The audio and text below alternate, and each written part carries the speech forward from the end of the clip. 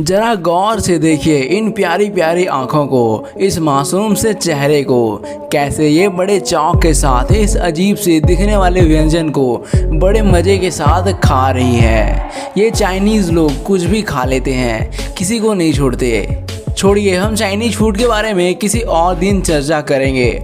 आज हम आपको दिखाएंगे कि ये जो लड़की बड़े मज़े से ब्लड सॉसेज खा रही है वो आखिर बनता कैसे है। तो चलिए चलते हैं ब्लड सॉसेज की फैक्ट्री में, जहाँ पर इसे बनाया जाएगा। यहाँ सबसे पहले इन फैक्ट्रियों में इस कोरियन नूडल्स को मंगाया जाता है। उसके बाद इस नूडल्स को पानी में अच्छी तरीके से उबाला जाता है।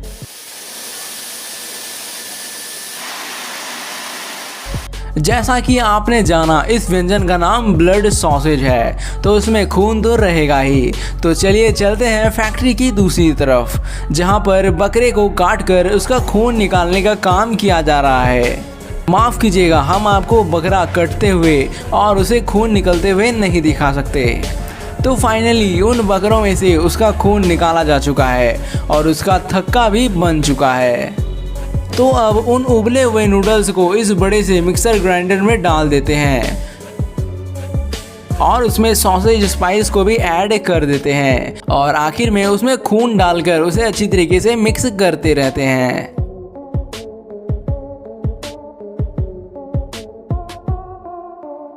और कुछ देर मिक्स होने पर बीच बीच में उसमें फ्लेवर भी ऐड किया जाता है।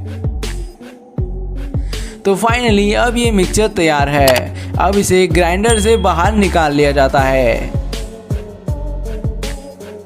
तो अब इन फैक्ट्री में पहले से ही तैयार बकरों के आंतों को मंगाया जाता है और इन पाइप जैसे आंतों को इस स्टील पाइप में फिट कर दिया जाता है और दूसरी तरफ से तैयार मिक्सचर इस स्टील पाइप के जरिए इन आंतों में भरते रहते हैं।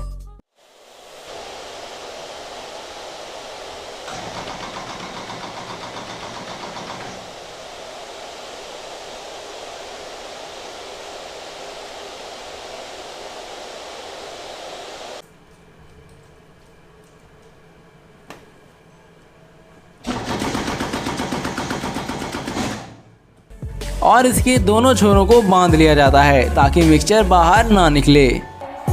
तो फाइनली इस ब्लड सॉसेज को पकाने के लिए गर्म पानी में 60 से 90 मिनट तक उबाला जाता है। तो अब ये अच्छी तरीके से पक चुके हैं। अब इनको दूसरी तरफ से बाहर निकाल लिया जाता है।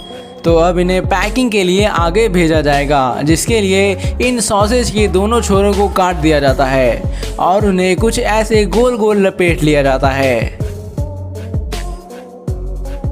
और पैकिंग के लिए इसे इस रैपर पर रख दिया जाता है और इसे मशीन के द्वारा पैक कर दिया जाता है और तैयार है ये ब्लड सॉसेज पकाकर खाने के लिए।